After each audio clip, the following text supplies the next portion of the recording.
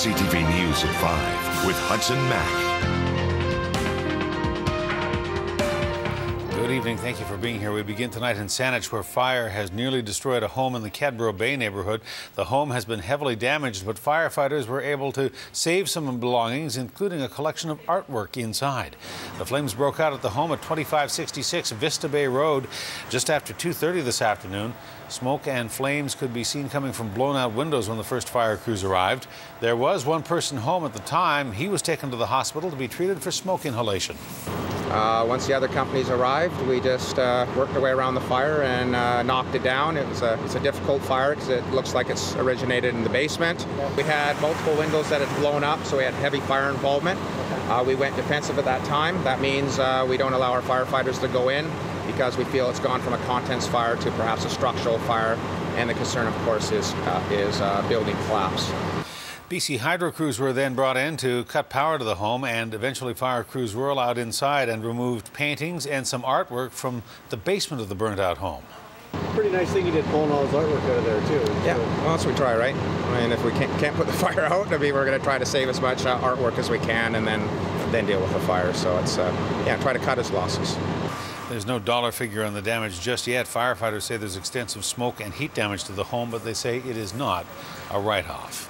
Well, job action hit universities across British Columbia today, including pickets at UVic again, with unionized workers setting up a picket line as they press their demands for better wages and better job security. More than 12,000 unionized university workers walked off today at UVic, at UBC, Simon Fraser, the University of Northern BC, and Thompson Rivers University. There was also an informational picket line set up at Royal Roads in Colwood. CUPE says with tentative deals in place for the BCGEU and now with the Nurses Union, the pressure is on for the province to settle with universities next. The issues of inflation protection, job security, and a fair and reasonable wage increase are the issues at all six of the universities. Here at UVic, CUPE 951, which I represent, made significant progress on September 18th after our bookstore picket. But after that point, once UVic got its 50th birthday party, they've gone back to the same disrespect at the bargain table that we had before. Sticking to its pledge not to disrupt classes until at least mid-October, CUPE chose to hit UVic at its core today, setting up picket line at the University Centre. UVic workers have been taking part in rotating job action for several weeks, but had halted picketing while negotiations were underway. The fire that caused hundreds of thousands of dollars in damage to Vantrite Farms in that spectacular blaze has now been ruled accidental.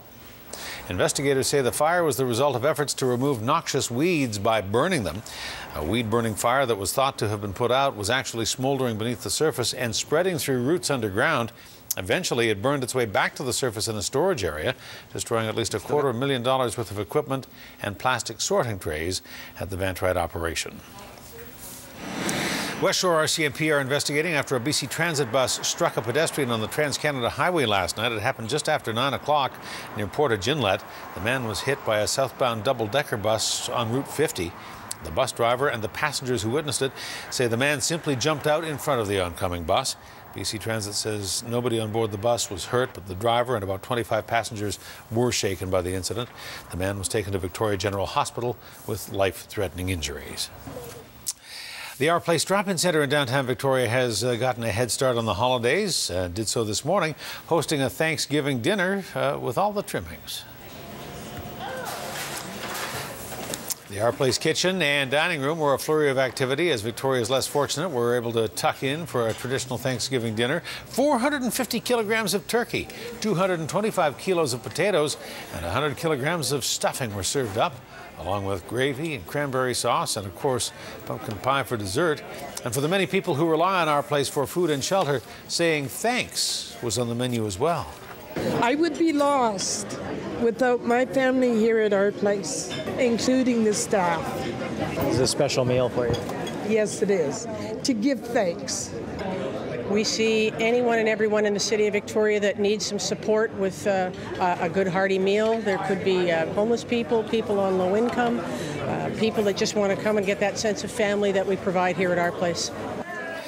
The Our Place Society serves the poor, disabled, and the homeless of Greater Victoria, serving up to 1,500 meals per day. And the sun was shining on what turned out to be a pretty exciting day for two men who live at Mount St. Mary's Hospital in Victoria, because today they completed a marathon. Willie Lamb, or Survivor Willie as his friends call him, and Peter Bowles crossed the finish line after completing their milestone journey about 4 kilometers at a time.